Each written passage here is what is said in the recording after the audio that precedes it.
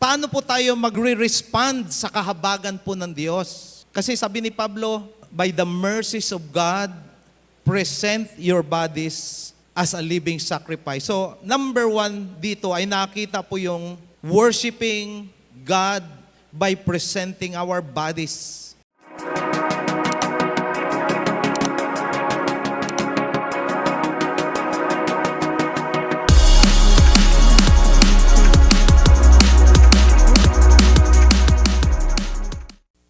Pwede po bang tumayo ang bawat isa? Pakibukas po sa Romans chapter 12 verse 1 to 2. Romans 12 verse 1 to 2. Kunti lang po itong verse natin at sabay-sabay na po nating basahin. Okay? Nakita na ba? Pag nakita na ay sabihin nyo na grabe. Nakita na po ba? Grabe. Okay, verse 1. And so, dear brothers and sisters, I plead with you to give your bodies to God because of all He has done for you. Let them be a living and holy sacrifice, the kind He will find acceptable. This is truly the way to worship Him. Don't copy the behavior and customs of this world, but let God transform you into a new person by changing the way you think. Then you will learn to know God's will for you, which is good and pleasing and perfect. Pwede na pong makaupo ang bawat isa. Naalala niyo po ba yung shinare ni Pastora Reo Jane last week? She was talking about worship in spirit and in truth. At ito pong sinasabi niyang worship is a kind of worship na hindi pwedeng malimitahan ng relihiyon. Hindi pwedeng malimitahan ng tradisyon. Hindi pwedeng malimitahan sa isang lugar. Hindi pwedeng malimitahan sa kultura ng tao. Lalong hindi pwedeng malimitahan. Isa pang bagay, hindi po nila kayang maintindihan yung mga bagay na spiritual, di ba? Ang sabi po sa salita ng Diyos, they are spiritually blind. Kung wala ang banal na espiritu na magbibigay sa kanila ng pangunawa, hindi talaga maiintindihan yung mga bagay na pang-espiritual. Isa pa, they are unable to please God. Hindi nila kayang ma-please ang Panginoon sapagkat sila po yung mga taong hindi pa na-degenerate, hindi pa nabubuhay yung kanila pang spiritual na kalagayan. More often, ang kanila pong panalangin ay ako, ako, ako.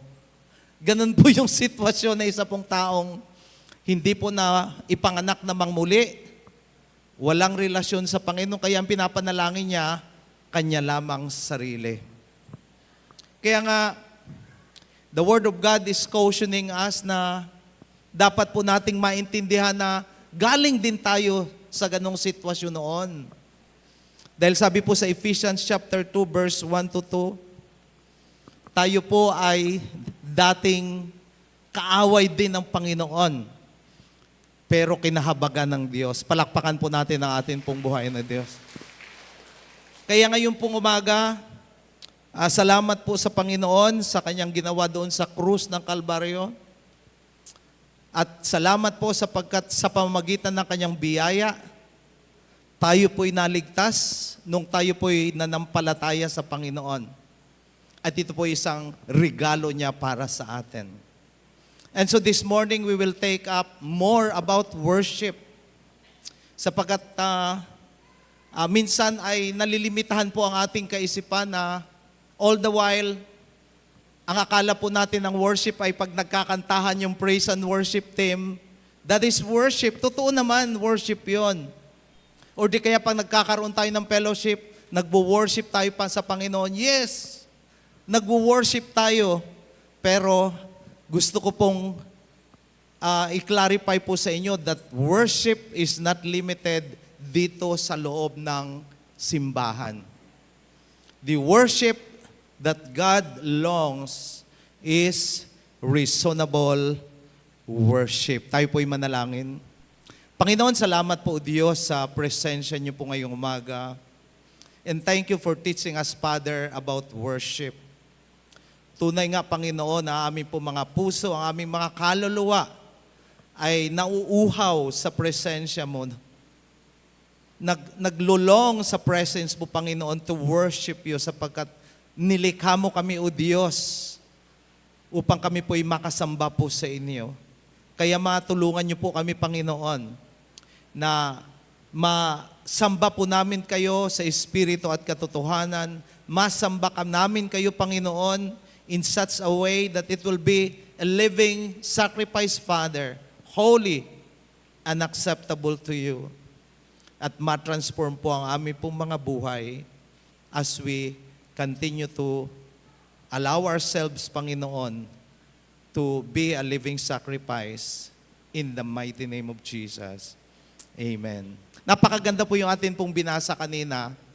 Pero kung babalikan po natin from Romans chapter 1 to chapter 10, masasabi natin na maganda yung strategy ng presentation po ni Pablo. Kung bakit sinabi niya po sa chapter 12 na therefore, meron pa siyang nilagay doon. Parang nag-conclude siya.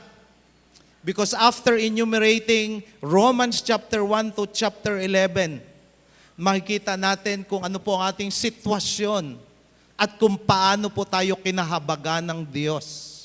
And now, Paul is pleading to us na tayo po ay lumapit po sa Panginoon at ialay ang ating mga buhay bilang buhay na hain, buhay na handog. Tingnan po natin yung summary po nito. Romans chapter 1, nakita natin yung kondisyon ng tao.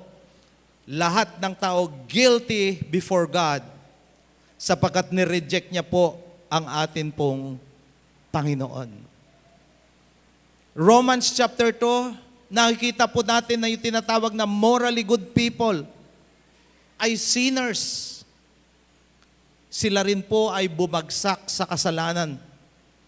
In chapter 3, makita natin na kahit po ang mga Hudyo at mga Hintil, they are under sin. Dahil sabi sa Romans chapter 3 verse 23, for all have sinned and fall short of the glory of God. Then, pagdating po sa chapter 4, chapter 5, nakita natin yung sinatawag na justification by faith. Bakit po hindi lumalabas doon sa slide? Buksan niyo po yung email address ng OFGC. Mamaya, para ma-pray. Justification by faith, salvation being a gift of grace from God. And then pagdating po doon sa Romans chapter 6, nakita po natin yung mga tao na tumanggap sa Panginoon, they were dead to sin, but alive in Christ. Then, Romans chapter 7, nakikita rin natin yung the struggle with sin is real. Kahit po naligtas na po yung tao, nagkakaroon pa rin ng struggle yung flesh as against the spirit. At yung Romans chapter 8, yung pagtatagumpay ay dahil po sa Espiritu. There is now no condemnation to them who are in Christ Jesus. At ang banal na Espiritu po ang nag-i-empower po sa atin na tayo po ay mabuhay ng may tatagumpay.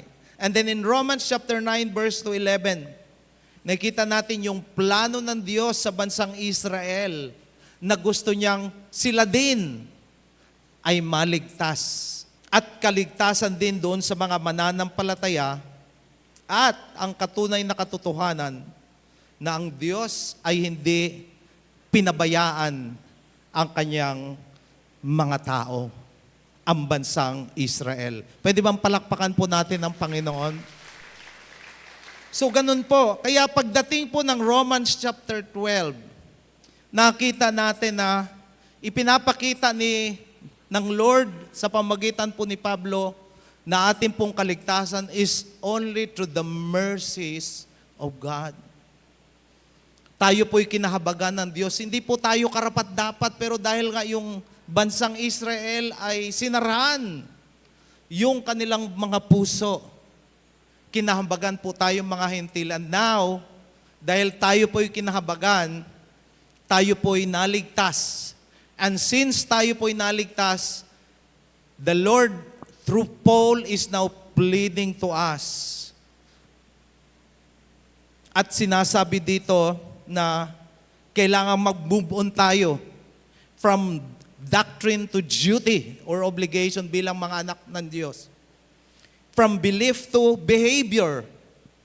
And from what God has done, kailangan po nating mag-respond. In other words, Romans chapter 12 verse 1 to 2 ay umaasa ang Lord kung paano po tayo mag-behave bilang mga Kristiyano, mga anak ng Diyos na kinahabagan po ng Panginoon. Hindi lamang po sa doktrina, hindi lamang po sa turo, hindi lamang po sa aral. After being saved, what happens? Yun po ang inaasahan ng Lord sa atin pong mga buhay. Tingnan po natin. This is the kind of worship na dapat po nating maintindihan ng mabuti. Sapagkat sabi ko nga kanina, worship is not simply dito po sa loob ng church. Ang pagsamba ay isa ring bagay na kailangan po nating gawin araw-araw. So, paano po tayo magre-respond sa kahabagan po ng Diyos?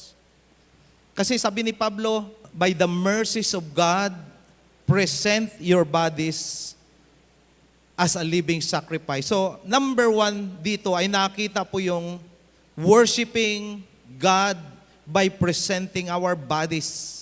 Pag sinasabi po ditong worshiping God by presenting our bodies, hindi po yung portion lang, hindi lamang yung kalahati, our entire lives ay sinusuko po natin sa Panginoon. Ang connotation po nito, yung Old Testament kasi, pag pumupunta po sila doon sa tabernakulo, tumupunta po sila sa templo, may dala-dala po silang mga hayop. Di ba? May dala po silang tupa, may dala po silang kambing, may dala po silang baka. At yung pong mga dala-dala po nila, yun po yung iniaalay nila bilang pagsamba sa Panginoon. Pinapatay po yun at sinusunog. Pero dito po sa New Testament, pinalitan na po ng Lord at ang sabi, your life is a living sacrifice. Pwede palakpakan po natin ang atin pong Panginoon. Kaya nga ang atin pong buong buhay, kasama po ang ating katawan, this is a living sacrifice. We give our bodies to God as our worship. We surrender to God. At kasama dito yung ating kaisipan. Kasama dito yung ating mata. Kasama yung ating tenga. Kasama yung ating bibig o dila. Kasama yung puso. Kasama yung kamay. Kasama yung paa.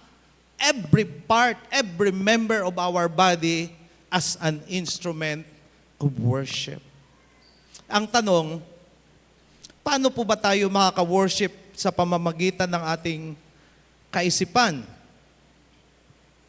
Alam niyo po ba ng atin pong kaisipan ay it is a battlefield.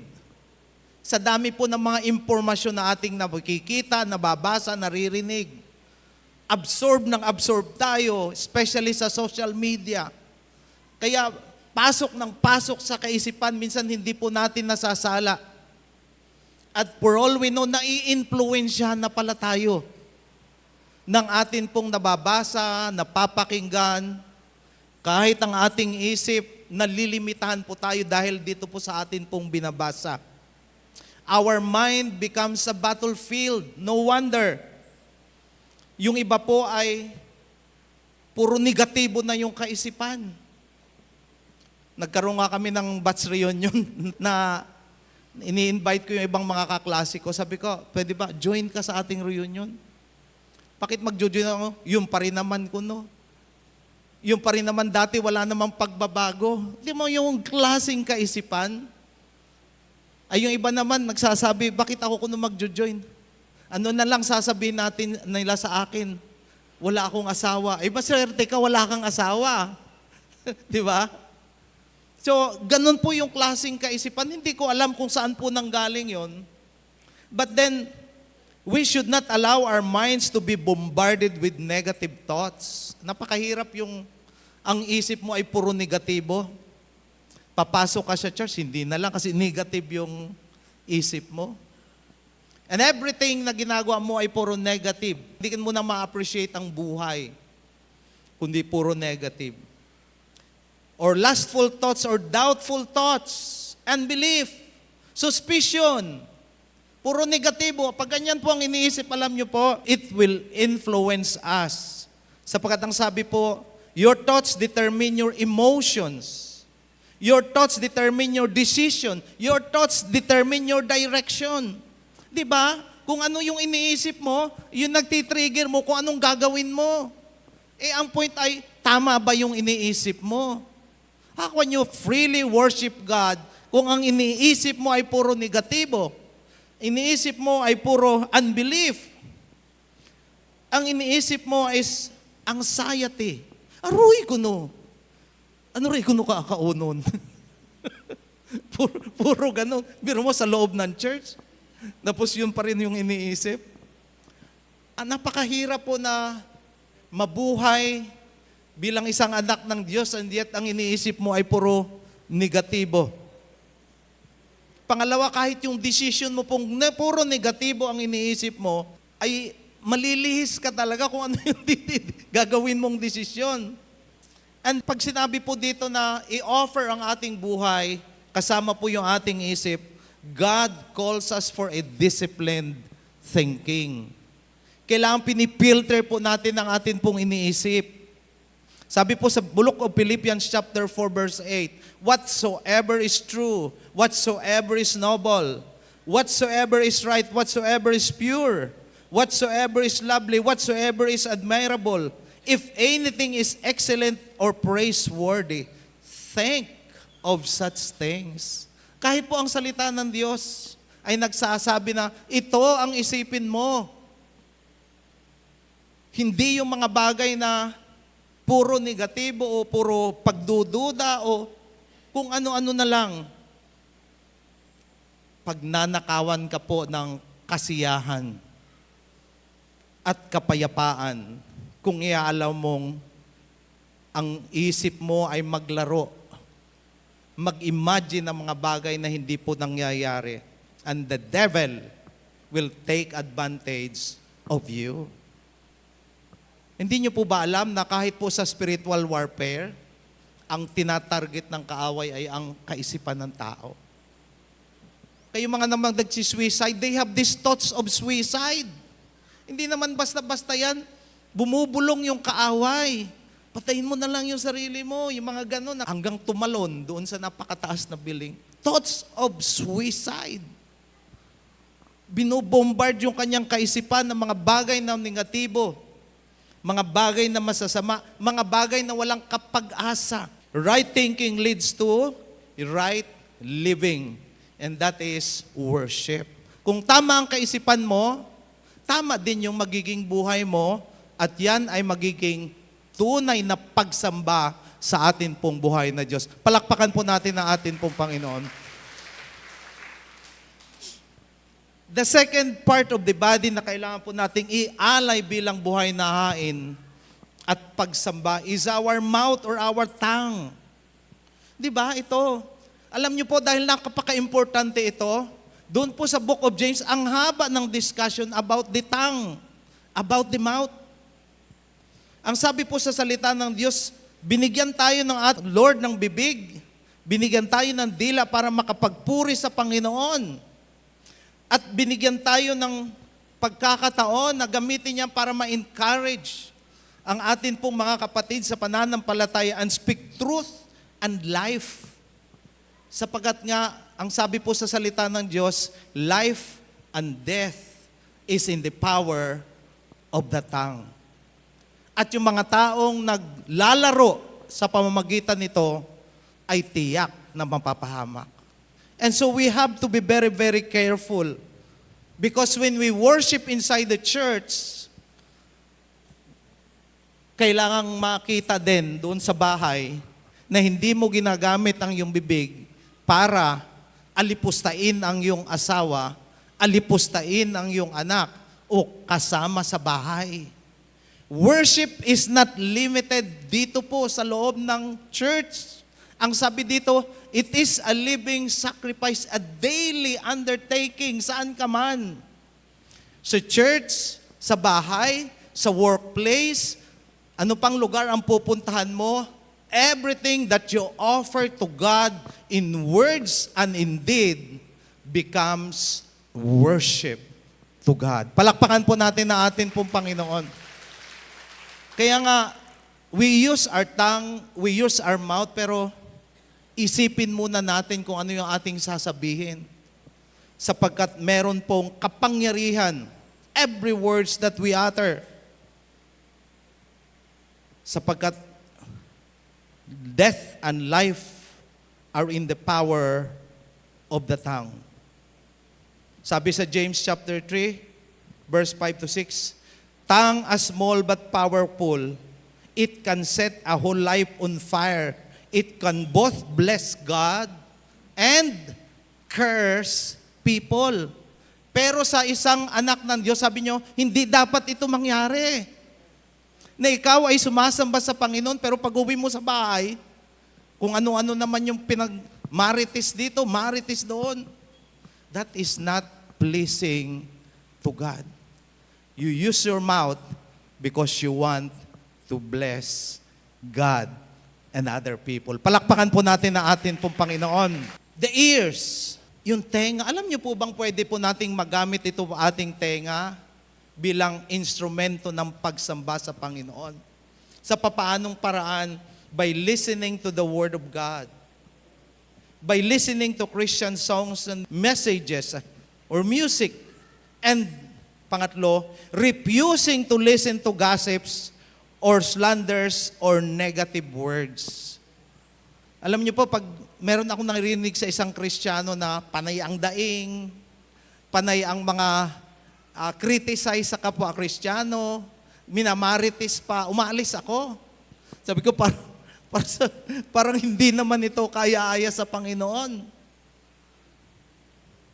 At iwasan po natin ito sapagkat ang atin pong tenga is being used in listening to the Word of God. Kaya minsan hindi natin naririnig ang small still voice sapagkat naging pamilyar na po tayo makinig kahit ano na lang yung sinasabi, ina-absorb po nating lahat. And when we absorb that, mag-i-influence po sa ating kaisipan at mag-i-influence din sa atin pong behavior. So take care of your ears sapagkat yan po ay nakatalaga para po sa Panginoon. Our eyes, yung atin pong mga mata, ginagamit din po sa pagsamba sa Panginoon. When we come to church, nakapokus ang ating mata sa atin pong Panginoon. And so, pag-uwi sa bahay, ganun din. Guard our eyes and what to look at, seeing God in His creation, ay seeing people the way God sees them, and focusing on what is good through reverence and attentiveness. May mga tao na grabe ang pagiging racist. Pag nakakakita ng ibang kulay, na may mga kapansanan, nilalait pa. Hindi alam na yan ay anak din ng Diyos, nilikha ng Panginoon. And when you are doing that, hindi ka nakaka-worship sa Panginoon. Then, the heart. Napaka-importante pong bahagi ng buhay sa tao ay yung kanyang puso bilang buhay na hain, bilang buhay na handog at pagsamba sa Panginoon. Kahit po doon sa kahit doon sa atin pong praise and worship, tingnan po natin ang ating mga puso kung tama ba yung atin pong mga attitude when it comes to worshiping God. Sabi dito sa Psalm 86 verse 12, with all my heart, I will praise you, O Lord my God. I will give glory to your name forever. Psalm 9 verses 1 to 2, I will praise you, Lord, with all my heart. I will tell of all the marvelous things you have done. I will be filled with joy because of you. I will sing praises to your name, O Most High. Kaya nga, kailangan po nating maihanda ang atin po mga puso whenever to come to church.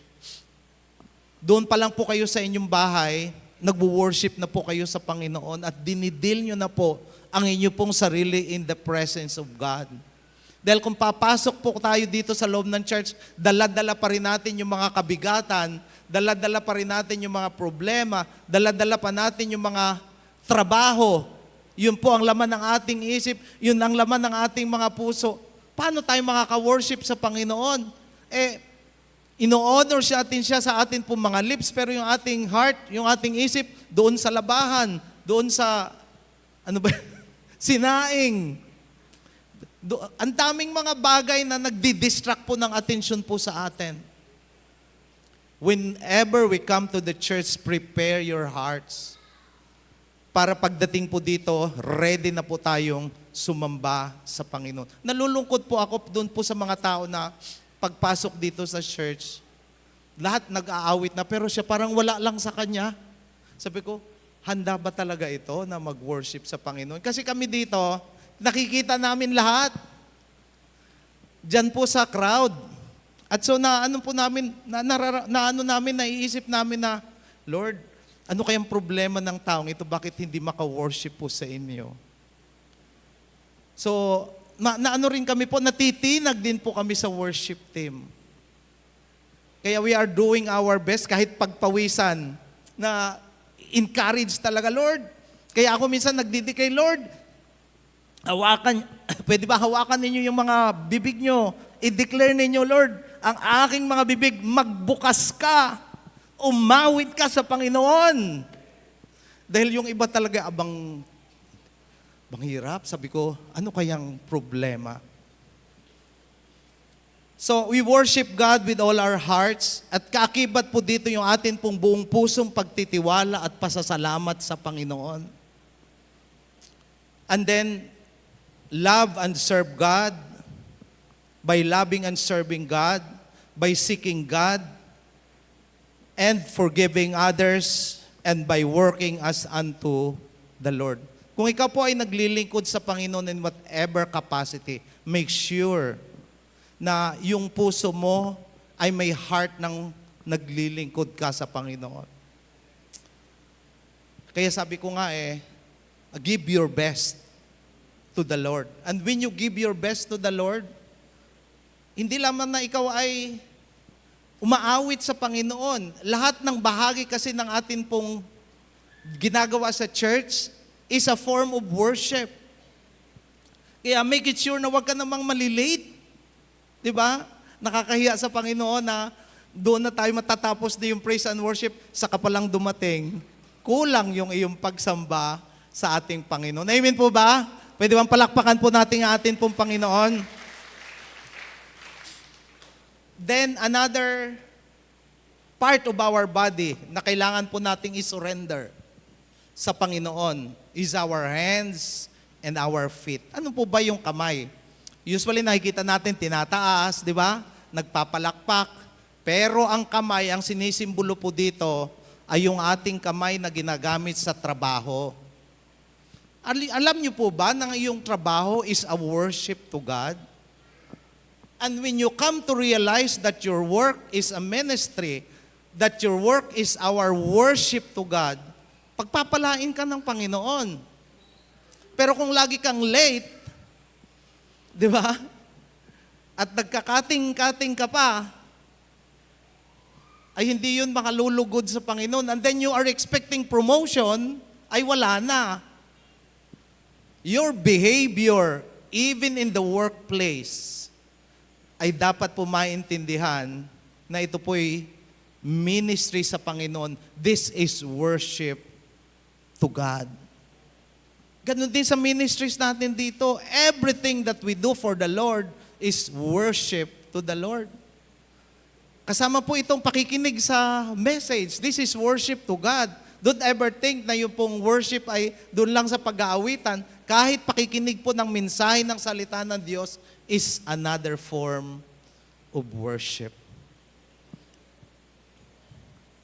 So, we work with our hands, we work honestly and diligently. Pag ikaw ay Kristiyano, at nagtratrabaho ka, gawin mo naman yung pinaka-the best. Because you are not doing that to your masters, but you are doing that to the Lord. Palakpakan po natin ang atin pong Panginoon. At ang sabi dito, diligently, masipag ka. Huwag kang tatamad-tamad. Pag sabi pa ni Pablo, huwag pakainin yung tamad. Kahit po yung panahon ni Abraham, Isaac, and Jacob, kaya sila grabe din ang pagpapala nila kasi grabe din yung pagpapagal nila sa trabaho. Sabi ni Jacob, day and night. Sabi ko, binabantayan ko yung mga tupa mo. Sabi niya, at pinagpala talaga siya ng sobra. Nakakatuwa na ma-realize na lahat pala ng aspeto ng ating buhay ay pwede palang maging worship sa Panginoon when we offer our bodies as a living sacrifice to God. Palakpakan po natin ang atin po, Panginoon. Ngayon, sinasabi dito, worship as a living sacrifice. Kanina, ay tinutukoy ko po about offering our bodies. Ito naman, worship as a living sacrifice. Nakuha niyo po ba yung word na living sacrifice? Kasi nga, continuous to. Constant ito. Daily ito. Sa loob ka man ng church, sa labas ka ng church, sa bahay ka man, sa workplace ka man, sa school ka man, this is continuous. This is worship. This is our lifestyle. Kaya nga, kailangan nating maintindihan na hindi na po mga hayop, kundi ang atin pong mga buhay ang iniaalay sa atin pong buhay na Diyos. And it includes offering our feelings before God. Lahat, maalala niyo po si Hana nung siya po'y nananalangin sa loob ng templo. Ang sabi po sa salita ng Diyos, walang boses na lumalabas sa kanya, kundi umiiyak. But she is pouring out her heart before the Lord. Ang pagsamba po ay kasama po dito yung pag-aalay ng atin pong broken and contrite heart. Praise and thanksgiving, act of service, prayer and worship, obedience over rituals, sacrificial love and mercy, surrendering of our guilt and shame, fear and anxiety, grief and losses, anger and resentment, struggles, everything we face, disappointment, insecurities, and doubts, offering them all to God by bringing them to the altar. Kaya nga lahat yan, iniaalay. Yung iba, nalulungkot po ako. Nakaranas po sila ng problema, nakaranas sila ng pagsubok, nakaranas sila ng circumstansya. Sabi na iba, bakit hindi sumaysimba? Ay may pinagdadaanan. Sabi ko, mali. Because when you are encountering things like this, kailangan mong ialay sa Panginoon yung iyong mga kabigatan, yung mga burdens, yung mga pagsubok, yung mga problema. Kaya nga sabi ng Lord, cast your cares upon Him, for He careth for you. Palakpakan po natin ang atin pong buhay na Diyos. Kailangan nating maintindihan that the God that we serve is the God of comfort. The God that we serve is our burden bearer. Pumapasa ng mga kabigatan sa buhay. The God that we serve is our healer. Asi kunong yagsisimbay, di sakit nga ni kuno. Ay kailangan nga ni mo, kailangan mo ng doktor. Kaya kailangan mo mag-church. Kailangan mo ang Panginoon. So whatever situations that we are in, pour out your heart to God and that becomes worship. Palakpakan po natin na atin pong buhay na Diyos. Ay bakit hindi ka kuno nag-church? Wala kuno akong pang-offering eh. Di ba minsan? Ay paano yung sarili mo, hindi mo ba iaalay sa Panginoon? Naalala niyo po yung isang widow? Pumasok po siya doon sa templo. Ang pera niya ay isang kusing. At doon sa tabi niya, isang mayaman na naghulog ng napakaraming pera, yung isang kusing, hinulog niya doon po sa offering box. Nakita pala siya ni Lord. Sabi niya, between these two, itong balong mahirap ang tunay na nag-offer sa akin. Ang tunay na nag-worship sa kanya sapagkat ibinigay niya ang kanyang buong buhay. Samantalang yung isa, barya-barya lang sa kanya. See? Hindi po sa palakihan ng pagbibigay, kundi palakihan ng puso na may pananampalataya sa atin pong buhay na Diyos. Palakpakan po natin ang atin pong Panginoon. Pangatlong bagay, worship by rejecting worldly patterns. Ang sabi po, and do not be conformed to the pattern of this world. Kasi po iba yung pattern, alam yan ni Sister Jo. Alam niya kung ano yung pattern. Yung pattern pa ikaw ay mananahi, kumukuha sila ng kartulina at gugupitin muna. Dudrawingan, gugupitin, pagkatapos ididikit sa maong o sa damit at gugupitin yung damit. Yun yung pattern. O sa alam din yan ni Brother, ano nga itong, Bert, alam ni Brother Bert, ganun po yun. And the world has a pattern. Ganun din sila. Iba yung pattern nila at iba rin yung pattern ng mga anak ng Diyos. Kaya nga, itong piyestang ito matatapos lang. Hanggang ngayon, hindi ako nakakapasyal dyan sa night market or sa ano. Sabi ko, nakailang piyesta na ako na hindi ako nakakapunta sa plaza na mag-attend ng mga search for Miss Udjongan ko, no? Dahil hindi po karapat-dapat sa anak ng Diyos. Amen po ba? Pwede bang palakpakan po natin ang atin pong Panginoon? Ang pattern of this world ay ganito, pride, greed, selfishness, disobedience, at kung ano-ano pa. At ito po ay parang isang kultura na kung hindi ikaw ay maingat, ay isi-shape ang buhay mo. Kung ikaw ay nakapattern sa mundo. Kaya nga yung iba hindi na po promote. Kasi para ma-promote ka, kailangan may bit-bit ka. 4 na paa at nagmimihi pa. Di ba? Hindi yun yung pattern natin eh. At yung iba, kaya na po promote, kailangan siyang dumikit doon sa kaldero. O di, para makakuha ng proyekto. Ang pattern of the world is about being influenced by the media, environment, or relationships. Kaya nga mag-ingat po tayo sa mga social media. Hindi po lahat ng sinasabi diyan ay tama. Mapagbantay po tayo, especially sa TikTok. Ginagamit po na propaganda po ng China. Itong TikTok na ito, at target ng China is our misinformation, disinformation, at yung isa pa, and all about the battle of the mind. Grabe sila, expert na sila dyan. Pag na-brainwash ka, magagalit ka na kay PBBM. Kasi nilalabanan daw yung China.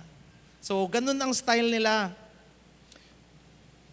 So, refusing to conform to the pattern of this world is a worship which includes saying no to what dishonors God. So, kailangan pong marunong din tayong manindigan. Kung alam natin na yung mga bagay ay ino-offer po ng mundo sa atin. Pang-apat, worship through transformation of the mind. So yung atin pong kaisipan, inulit na naman, yung transformation of the mind. Kailangan pong mabago o ma-renew ang atin pong kaisipan. Sapagkat pag hindi po nagbabago ang ating kaisipan, you will return to old patterns. Babalik at babalik doon po sa pattern bago ikaw po ay maligtas. Naalala niyo po yung mga Israelita? They were set free from slavery doon po sa Egyptians. Dinala na po sila doon sa ilang. Si Lord nag-provide ng kanilang mga pagkain, lahat ng pangangailangan. And yet, yung kanilang kaisipan kasi hindi nare-renew, hindi natatransform. Ang sabi niya, mabuti pa sa Ehipsyo. Kahit papaano nakakakain kami ng mga gulay ng mga kamatis, ng mga sibuyas, ng mga kung ano-ano na lang. Hindi nila alam, kasama na nga nila si Lord at pinuprovide na ni Lord ang kanila pong pangangailangan. It is because hindi nakakalaya yung kanila pong kaisipan. So tayo pong mga anak ng Diyos, we have to fill our mind with God's Word. Tanging ang salita ng Diyos. Sabi nga ni Brother Anding, ang ganda ng testimony niya kanina. Paano nabago ang kanyang buhay? Nagsalita pala sa kanya ang Lord. Fill our mind with God's Word hanggang maging party po ito ng sistema natin. Read and meditate upon your Word until it becomes a part of us, and then we act on the Word. Replace lies with truth and develop a God-centered way of thinking. Kaya nga sa atin pong mga anak ng Diyos ay kailangan talaga tayong magbasa every day ng salita po ng Panginoon. Hindi lang dito po sa church because ang salita ng Diyos yung makapagbabago talaga ng ating kaisipan. So what is a fully surrendered life? Sabi po ng isang pastor, a fully surrendered life is this. Binigyan ka ng blankong papel. Pinirmahan mo yung papel at binigay mo doon sa nagbigay sa'yo. Bahala ka nang mag-fill up kung ano ang isusulat mo sa papel na yan. That is a surrendered life sa Panginoon. Bahala ka na, Lord. Iniaalay ko sa iyo ang aking buhay. Sinusuko sa Panginoon. Magangyari ang iyong kalooban. Real worship starts inside the mind, not just outward behavior. Number 5, worship by discerning God's will. Kasi sabi po sa verse 2, then you will be able to test and approve what God's will is. Kung nasusunod po natin yung kalooban ng Panginoon, nawo-worship po natin ang Panginoon. Kaya nga tayo po ay, every decisions that we take, we always seek God's help.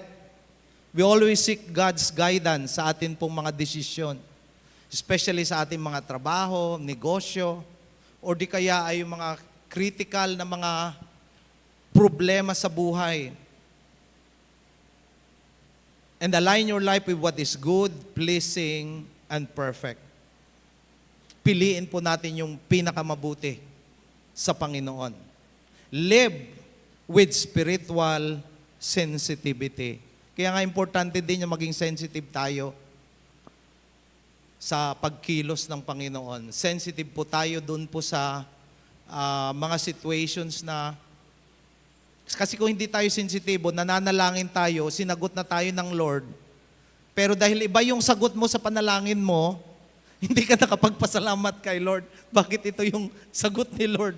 Kasi nga, you are not sensitive enough to hear and to know kung ano yung respond ng Panginoon doon sa panalangin mo.